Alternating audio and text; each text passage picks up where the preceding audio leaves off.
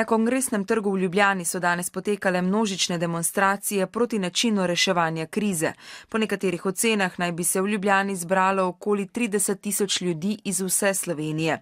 S transparenti so med drugim vladi sporočili, da hočejo delo, ne brezposelnost, ter da hočejo živeti in ne zgolj preživeti.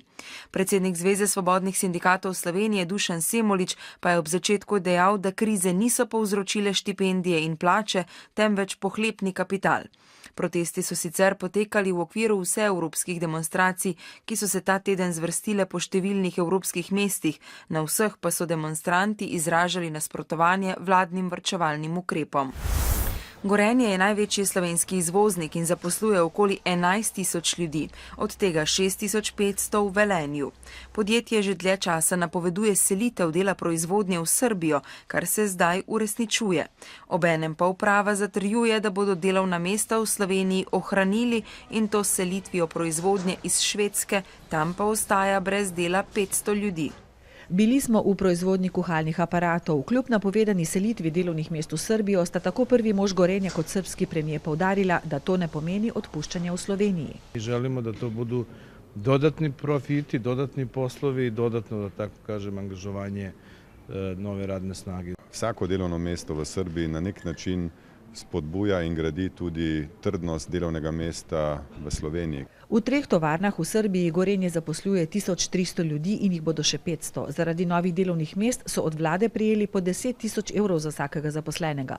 Koliko pa jih bo manj v Sloveniji, še ni podatkov. V sindikatu pa so že spomladi sklenili sporazum, zavezo uprave, da zaradi selitve izgubljena delovna mesta nadomešča z novimi. Zaenkrat se socialni sporazum uresničuje. A so zaposleni zaskrbljeni, ko morajo spremljati demontažo strojev v tovarni. Še ne vedo, kdo in koliko bo ostal brez dela. Točno število niti nihče ne ve. Po nekih predvidevanjih se celo govori, da bi se v naslednjem letu mogoče v Gorenju tudi dodatno zaposlovalo, ko se bodo pač ti neki novi programi uvedli. Teda mi se o nekih konkretnih številkah nismo niti pogovarjali. Mi bi radi, da bi bilo teh ljudi čim manj, čeprav tudi po mehkih variantah. So pa v Gorenju plače znižali vodilnim za okoli 15%. V sindikatu povedo, da ni nobenih pogovorov o tem, da bi se to zgodilo tudi ostalim. V krajevni skupnosti Malečnik Ruperče so se ta teden srečali tisti, ki bi lahko vplivali na to, da se katastrofalne poplave reke Drave ne bi več ponovile. Vsi so si bili enotni, da so poplave povzročile več stoletne vode. O ukrepih, ki bi lahko preprečili nastalo škodo, pa so se mnenja razlikovala. Zagotovo pa je, da bodo pri oblikovanju poplavne varnosti najpomembnejšo vlogo imeli finančni viri. Krajani, ki so jih poplave prizadele, zahtevajo bistveno višji nivo poplavne varnosti. Vzdrževanje Drave za pretočnost vsaj 1800, 2000, 2200 kubikov je velika nuja. Brez tega bomo plavali 2-krat na leto, ne samo ob 500-letnih ali 100-letnih vodah. Bojim se zopet tega, da bodo samo ogromno govorjenja, ogromno nekih strokovnih rešitev do nekih konkretnih izvedb ali pa dejanj, pa bo prišlo takrat, ko bo že mogoče ena poplava ali pa še 2 mimo. Ena od rešitev bi ob rednem vzdrževanju Struge in Obrežja lahko bila v izgradnji protipoplavnega nasipa, ki naj bi ga financirali iz državnega vodnega sklada. V naslednjih 5 ali pa 10 letih lahko sami z temi viri zgradimo takšen nasip. Če pa dobimo še evropski razpis, pa toliko boljše. Rešitev za nas nasip ni. Za nas je rešitev Dravo poglobiti, očistiti, te otoke, ki ptice gnezdijo, po njihovim strokovnim mnenjem, se mora končati enkrat. Naravovarstveniki, na katere je letelo največ očitkov, pa poudarjajo, da sami nikoli niso zavirali strokovnih rešitev in ukrepov. Vsi postopki dosedanji so se končali tako, da so bila podana pozitivna naravovarstvena mnenja. Na Dravskih elektrarnah, ki za vzdrževanje vodotokov letno namenijo okoli 5 milijonov evrov, so po prvih ocenah škodo na vodotoku, brežinah in kanalih ocenili na prek 7 milijonov evrov. Največji delež slednje pa je pred hidroelektrarno Formin. Dokaj natančna ocena je, da nam je v kanale prineslo okoli 600.000 kubičnih metrov materijala, ki ga bo treba zopet izvoziti in ga ponovno vgraditi na svoje mesto. Dokončna ocena škode pa bo znana šele po celovitem pregledu Struge in njenih najbolj poškodovanih delov. Na Valvazorjevi ulici v Mariboru so v okviru programa Urbane brazde Evropske prestolnice kulture odprli center alternativne in avtonomne produkcije. Gre za prvi tovrstni skupnostni center v Sloveniji, ki bo tudi spodbujal socialno podjetništvo in nove pristope k varstvu okolja. Pod skupno streho centra so združeni vsi projekti urbanih brazd, ki so se razvijali zadnji 2 leti, od semenske knjižnice, mariborske kolesarske mreže, zadruge s trajnostno lokalno preskrbo do združenj, ki vključujejo etnične manjšine. Smo si zadali kar težke naloge. Intervenirati na področja, na katera pozablja država, bodisi tudi Evropska unija, področja, ki ne zanimajo kapital. Center stoji nedaleč od nesojenega kulturnega središča Maks na Studencih. Trenutno je edina trajna infrastrukturna pridobitev EPK-ja. Razprostira se na okrog 800 kvadratnih metrih v prostorih nekdanje tekstilne predilnice. Mi ne moremo več sveta deliti na industrijski, na storitveni, na kulturno-umetniški. In tudi Maribor, ki je dolgo vztrajal neki identitet industrijskega mesta, je močno padel, ko je padla industrija. Tako da lahko bi rekli, da je neko sporočilo tega centra tudi to, da je mogoče na ta način prepletati zelo raznolike dejavnosti. V isti stavbi je sinoči zaživelo tudi razstavišče Portal, kjer trenutno razstavljajo priznana svetovna imena sodobne umetnosti in novih tehnologij. V prihodnjem tednu v centru pripravljajo tudi dneve odprtih vrat. V drami Mariborskega gledališča pa so premierno uprizorili avtorski projekt Do tu sega gost, igralke Nataše Matjašec-Rošker v sodelovanju z igralcema Brankom Jordanom in Davorjem Hergo. Gre za večplastno tekstovno osnovo po motivih besedil nemškega ustvarjalca Falka Richterja. Uprizoritev 3 igralcev skozi njim lastno videnje obravnava tudi aktualna politična, ekonomska in družbena stanja. Tekst je nastal skratka kot nek osebno izpovedni spis sprva, v katerem sem si zastavila vprašanja, kdo sem jaz tukaj in zdaj v tem trenutku, času in prostoru. Pri oblikovanju besedila, ki je sprva zajemal 70 strani, sta sodelovala tudi igralca Branko Jordan in Davor Herga.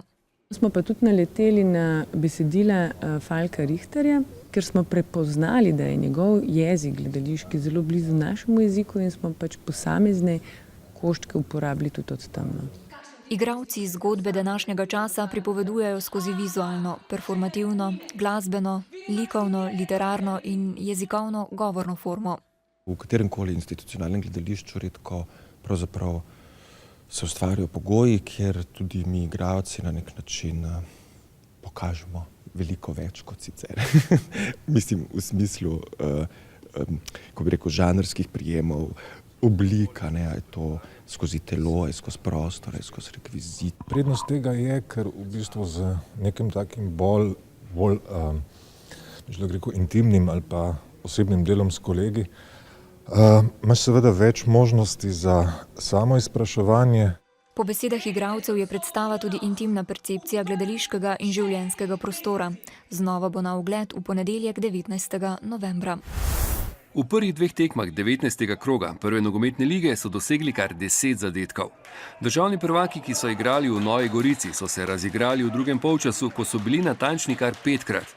V prvem delu tekme sta obe ekipi dosegli po zadetek. Mariborčani so povedli preko Cvijanoviča, ki je dal enega najlepših zadetkov v tej sezoni, izenačujoč gol pa je za Goričane prispeval Širok. Jaz sem vesel, da sem zadel, ampak imel sem že v prejšnjih tekmah ogromno priložnosti, nisem zadel, danes se mi je usedla tako, kot sem si želel in lahko rečem, da je res lep zadetek bil. V drugem polčasu so vijoličasti od 65. do 68. minute zadeli 3-krat. Najprej Ibrahimi, nato pa 2-krat Tavares. Oba sta do konca tekme dala še po zadetek. Makedonski reprezentant v 83. minuti, kapetan Maribora pa v 89. Na tekmi med Celjem in Triglavom so padli 3 zadetki. Odločilnega je v 60. minuti prispeval Đurković, ki je bil tudi avtor prvega Kranjskega. Za Celjane je bil na začetku tekme uspešen Ivanović. S 3 točkami so se Kranjčani povzpeli na sredino lestvice, vsaj začasno so prehiteli Aluminij, Gorica in Rudar. Na lestvici strelcev sta na račun današnjih zadetkov Đurković in Tavares napredovala na prvo mesto. Oba sta jih dala po 9. Nemška kanclerka Angela Merkel je na obisku v Moskvi.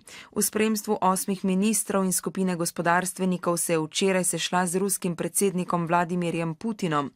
Ob obisku so nemška in ruska podjetja podpisala več pogodb, državi pa sta sklenili tudi več političnih sporazumov, med drugim dogovor o olajšanju vizumskega režima, katerega cilj je pospešiti izmenjave mladih. Putin je ob tem vnovič zahteval odpravo vizumov za ruske državljane za vstop v Evropsko unijo. V Egiptu se je zgodila huda prometna nesreča, trčila sta vlak in avtobus, ki je otroke iz vrtca peljal na izlet. V trčenju je življenje izgubilo najmanj 47 otrok, starih od 4 do 6 let, številni so ranjeni. Zaradi nesreče sta po poročanju egiptovskih medijev že odstopila minister za promet in direktor egiptovskih železnic. Po navedbah pristojnih pa se je nesreča zgodila, ko je avtobus v bližini neke vasi v osrednjem Egiptu prečkal tire, pred katerimi niso bile spuščene zapornice. Izraelske rakete so danes zadele sedež Hamasove vlade v Gazi. Izraelska vojska je tudi zaprla glavne ceste okrog Gaze in razglasila vojaško območje. To je po oceni opazovalcev znak, da Izrael izgublja potrpljenje s palestinskim raketiranjem in da se država najverjetneje pripravlja na prvo kopensko ofenzivo po letu 2008. Hamas je napovedal maščevanje Izraelu, ki že 4. dan izvaja zračne napade na palestinska ozemlja. Izrael je po nekaterih navedbah od srede napadel več kot 800 ciljev na območju Gaze, Palestinci pa naj bi v istem času v smeri Izraela izstrelili okoli 600 raket in granat. Ubitih je bilo 39 Palestincev in 3 Izraelci. Jutri se bo oblačnost od juga širila po vsej državi, popoldne bo v južni polovici države pričelo rahlo deževati. Najnižje jutranje temperature bodo od 2 do 6, najvišje dnevne pa bodo segle do 10, na Primorskem do 14 stopinj Celzija. V ponedeljek bo oblačno, občasno bo deževalo, v torek pa bo sicer suho, ampak še naprej pretežno oblačno.